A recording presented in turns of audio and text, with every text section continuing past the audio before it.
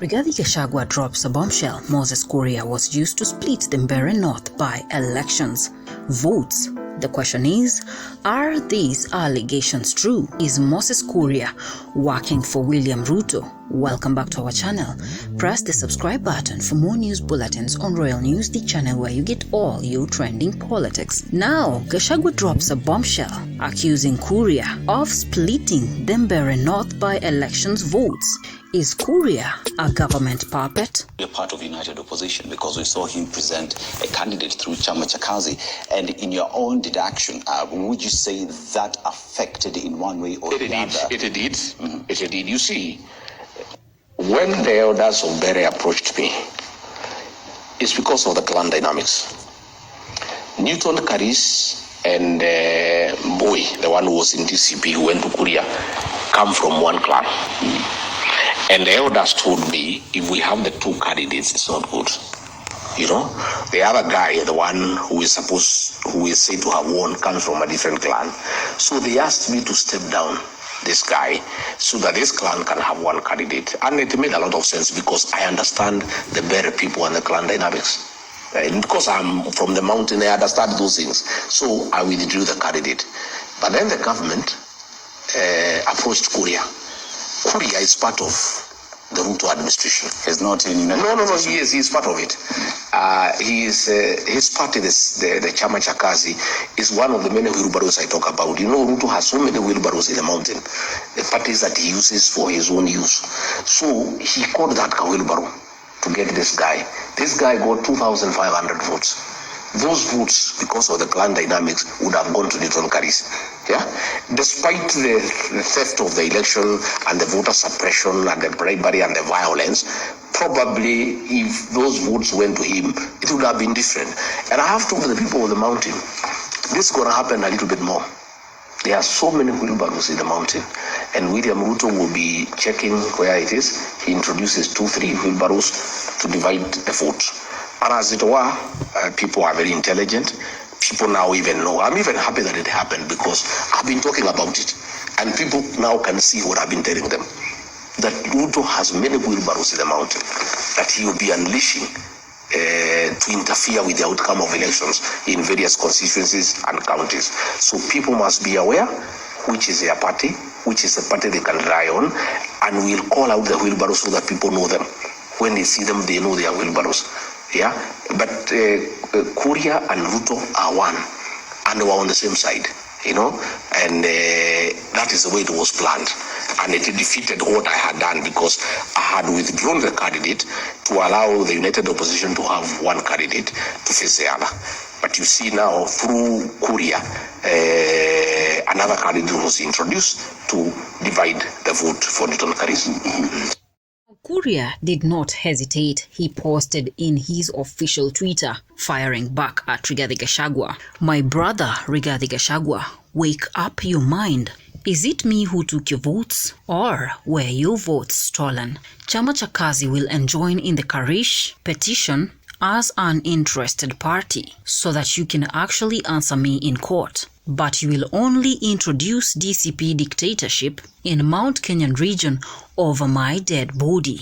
Interesting statements from Moses Kuria. Now, what do you conclude from Rigathi Gachagua's bombshell that Kuria is actually working with William Ruto, and Kuria is among the many wheelbarrows in Mount Kenyan region deployed by Ruto in order to divide the mountain votes? The question is, how did the UDA candidate win the Mbere North by elections, yet Rigathi Gachagua had affirmed a strong foundation that they are kicking UDA out of Mount Kenyan region with a battle of dominance between Gachagua and Kithure Kindiki? Now, Gachagua was supporting Karish and UDA was supporting Mbere. Then Moses Kuria also had a candidate who got 2,000 votes.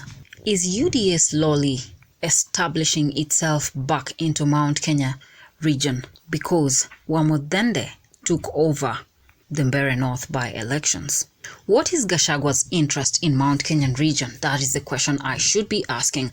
Gachagua is only interested in the Mount Kenyan politics, being the kingpin and the controller of the mountain region, meaning he totally wants to kick all other political parties, be it Jubilee or Moses Kuria's party. None of them should be operational, just DCP that will rule the mountain and establishing its foundation as the ruling party in the Mount Kenyan region. Is he playing a biased politics where only DCP should be running as the political party in Mount Kenyan region and other parties like Jubilee, Kuria's party should not be in operational mode? The question is, can Kuria manage to deliver Mount Kenyan region to William Ruto and his re-election? Is Kuria a UDA puppet? Now, so far so good, we have Jubilee, and now Kuria is also on the rise. Can Gachagua manage to establish himself as the kingpin of Mount Kenyan region by locking out all these other political parties? It is clear to say that Gachagua is trying to pin down all other political parties and only DCP should rise. And if these other political parties establish themselves, will Mount Kenyan region votes be divided? Because we know Gachagua for a fact is supporting Kalonzo, and William Ruto working with Kuria will create a diversion in the Mount Kenyan region, with some becoming two-term. And we also have the Uhuru Kenyatta effect with the Jubilee that is backing Fred Matiang'i, and speculations are that Uhuru Kenyatta is also working hand to hand with William Ruto and Matiang'i being a puppet of the government to split the Mount Kenyan votes. So, will this Mount Kenya give William Ruto his re-election, or he will completely be kicked out of Mount Kenyan region with the one-term narrative? But is it actually true that Kuria was used to divide the Mbere North by elections, or Gachagua is trying to pin the blame game on Kuria so that people can actually not be in support of Moses Kuria and his political party, which will be a benefit to him being the kingpin and one party DCP ruling the mountain?